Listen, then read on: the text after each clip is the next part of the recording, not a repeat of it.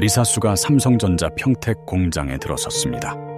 그리고 삼성과 AMD는 HBM4 우선 공급에 손을 맞잡았습니다.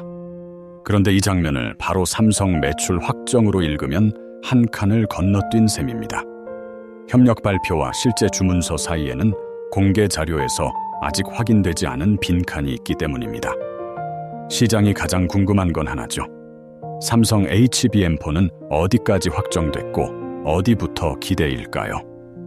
공식 문서부터 펼쳐보겠습니다.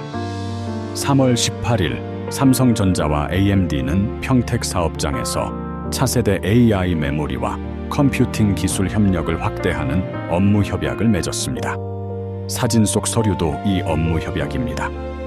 삼성 발표에는 삼성전자가 AMD AI 가속기에 들어갈 HBM4 우선 공급 업체로 지정됐다고 적혀 있습니다. AMD 발표도 차세대 가속기 MI455X를 위한 HBM4 우선 공급에 양사가 방향을 맞췄다고 밝혔습니다.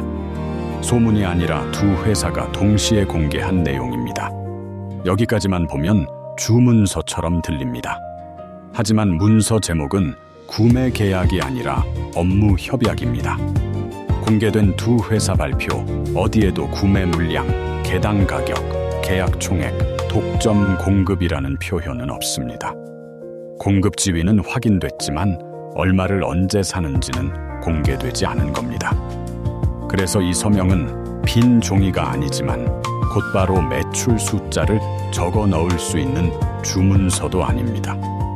우선 공급이라는 표현도 두 조각으로 나눠 읽어야 합니다. 긍정적인 조각은 고객 이름과 제품 이름이 동시에 공개됐다는 점입니다. 누구에게 들어갈지 모르는 양산 계획보다 훨씬 구체적입니다. 조심할 조각은 우선이라는 말이 독점을 뜻한다고 두 회사가 밝히지 않았다는 점입니다. 한 공급사가 먼저 이름을 올렸다는 사실과 그 공급사가 전체 물량을 맡는다는 결론은 다릅니다. 공식 발표가 말한 만큼만 읽어야 뉴스가 투자 상상으로 부풀지 않습니다. 그렇다고 실체 없는 기대만 있는 것도 아닙니다. AMD는 7월 23일 EMI 455X를 공식 출시했습니다. 이 가속기 한 개에는 4세대 고대 역폭 메모리가 432GB 12개의 스택으로 들어갑니다. 고대 역폭 메모리를 아주 쉽게 말하면 AI 가속기가 계산할 재료를 옆에서 빠르게 건네주는 고속 작업대입니다. 계산하는 일꾼이 아무리 빨라도 재료가 늦게 오면 손이 멈춥니다. 그래서 AI 가속기가 커질수록 고대 역폭 메모리의 용량과 공급 안정성이 중요해집니다. AMD는 이 EMI 455X를 중심으로 한 헬리오스 시스템의 대량 배치를 올해 하반기로 예상한다고 공식 제품 자료에 적었습니다.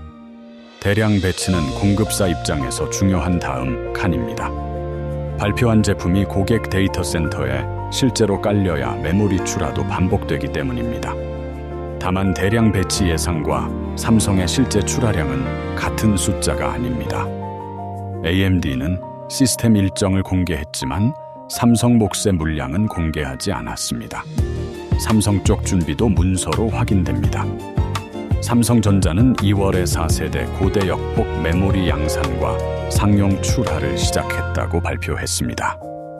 이 제품은 웰시 드램과 삼성 파운드리의 4나노 로직 베이스 다이를 사용합니다. 메모리 칩과 그 아래에서 신호를 다루는 칩을 함께 설계하고 만들 수 있다는 점을 회사는 강점으로 내세웁니다. 그리고 올해 고대 역폭 메모리 매출이 지난해보다 3배 이상 늘 것으로 전망하며 4세대 고대 역폭 메모리 생산 능력을 확대하고 있다고 밝혔습니다. 여기서 3배는 이미 찍힌 실적이 아니라 삼성전자의 전망입니다. 둘의 관계가 이번 서명으로 갑자기 생긴 것도 아닙니다. 삼성전자 공식 발표에 따르면 두 회사는 약 20년 동안 그래픽과 모바일, 컴퓨팅 분야에서 협력해왔습니다. 삼성은 AMD의 EMI 350X와 EMI 355에 들어간 3세대, 이 고대 역폭 메모리의 핵심 공급사 역할도 했다고 밝혔습니다. 과거 거래의 연장선과 차세대 제품의 공식 지위가 함께 있다는 점은 신뢰를 높입니다. 그래도 과거 공급 이력이 새 제품의 물량과 가격까지 대신 증명해주지는 않습니다. 이제 퍼즐을 맞춰보면 이상한 모양이 보입니다. 공급업체 지정이 있고 제품 출시가 있고 삼성의 양산 출하도 있습니다. 그런데 투자자가 가장 알고 싶은 구매 수량과 매출액만 비어 있습니다. 반도체 사업에서는 기술 협력, 고객 인증, 공급 배정, 양산 출하, 매출 인식이 한날 한시에 끝나지 않기 때문입니다.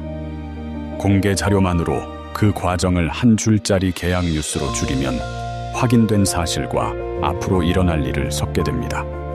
이걸 저는 매출의 계단이라고 부르겠습니다. 회사의 공식 용어가 아니라 뉴스를 읽기 위한 내 칸짜리 기준입니다. 첫째, 두 회사가 협력을 발표했는가? 둘째, 어느 제품에 어느 공급사가 들어가는지 공개됐는가? 셋째, 대량 배치와 실제 출하가 확인됐는가? 넷째, 실적 발표에서 매출과 이익으로 확인됐는가? 삼성과 AMD는 첫째와 둘째를 공식 발표로 넘었습니다. 삼성은 HBM4 양산 출하도 시작했습니다. 하지만 AMD용 실제 출하량과 삼성 4세대 고대역 폭 메모리 단독 매출은 아직 공개 자료에서 확인할 수 없습니다. 삼성전자 1분기 실적 자료도 같은 경계선을 보여줍니다.